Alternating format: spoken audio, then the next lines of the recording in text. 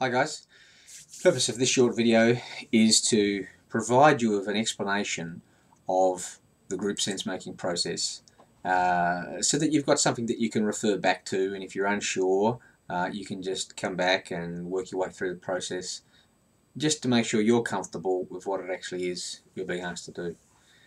First of all, what's group sense making? In the past we've used various forms of reflection for the students that have been more focused on at an individual level. So asking a question to the entire class and then having individual students reflecting back to me. And while we've made some progress with that, and I think that's been useful and beneficial to student learning, what we've found over the last couple of years since we've been using the group sense making is that we're able to actually advance the nature of student learning vis-a-vis the concept of the reasonable adventurer that's sort of across all of our units in a really productive way. So what we're trying to do is we're trying to pull your trust towards the center of this space where everybody lays something on the line. I lay something on the line, you lay something on the line, and as a result you're able to start to view the world from other people's perspectives, and you're able to allow that to come back and hopefully potentially alter the way that you view the world from that point onwards. There are four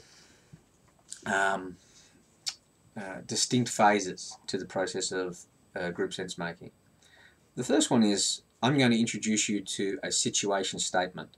So I'm going to provide you with a paragraph or two paragraphs where I make a reflection on something to do with the process that we're involved in, our learning environment, your process of learning, my reflection of past students' learning, but I'll introduce you to a statement. That's where we start the first phase. Once you've read that, I want you in the first phase of the group sense making process to simply record your feelings. So I don't want your opinion or your thoughts as to whether you think it's a good or a bad statement. I'm after your feelings. How does this statement make you feel? The situation statement is designed to hopefully draw out some form of emotion from you. You know, it makes you feel happy, it makes you feel sad, it makes you feel scared, it makes you feel exhilarated, it makes you feel what? That's what we want to know. How do you feel? Alright? Now this may only take 2 or 3 sentences for you to, or you may want to take a little bit longer. But we're looking for how you feel. So I would expect to see, you know, when I read through the situation statement, I felt this, or I had feelings of. Okay? So that's the first statement. Once you've done the first phase, it's time to move on to phase 2. Now in phase 2, what I want you to do is return back to Milo and look at everybody else's phase 1 entries. You know, so, you know, make sure you've got, you know, a dozen or so at least to have a look at, and what I'm wanting you to do there is to actually look at what everyone else has to say. What have been the other feelings that have been described in that phase? And then what I'd like you to do in phase 2 is I'd like you to comment on the nature of how different or similar the other students' feelings that have been reported are. And then I want you to, and this is very important, and then I want you to try and draw some sense out of this. What does it mean? What does it mean that yours are similar or dissimilar to everyone else? Or that there's some groupings, you know, yours are sort of very similar to these people but not to those people or to these people. What does it all mean? From your perspective as a learner, what does it actually mean that we've got these differences that are emerging in phase 1 across the class? After you've done phase 1, phase 2, I then want you to move on to phase 3. Here's an opportunity for you to actually take the situation statement and show it to somebody outside the class. It can be anybody. It doesn't actually matter who it is. It can be anybody. And what I'd like you to do is get them to read it and ask them, what do they feel? What do they think it means? What meaning is attached to this statement for them? And then I want you to see if you can reconcile where you've got to with the sense that you're starting to make from this process and the sense that this external person has. And maybe you'll ask 2 or 3 people, that's entirely up to you. Okay? So at the third phase, what we're actually trying to do is just validate in some way the sense that's been made by you so far from your comparing and contrasting of your feelings to the feelings of other people in the class, in contrast to someone who's not in the class. Then we get into the fourth phase. The fourth phase could be very short for you, or could be a lot longer. The fourth phase is where what I'd like you to do is I'd like you to step back from this and ask yourself, from where I started to where I've got to now, do I sense that there has been any shift in my attitudes, maybe your values, your beliefs, in relation to where the situation statement had started and where we've got to now?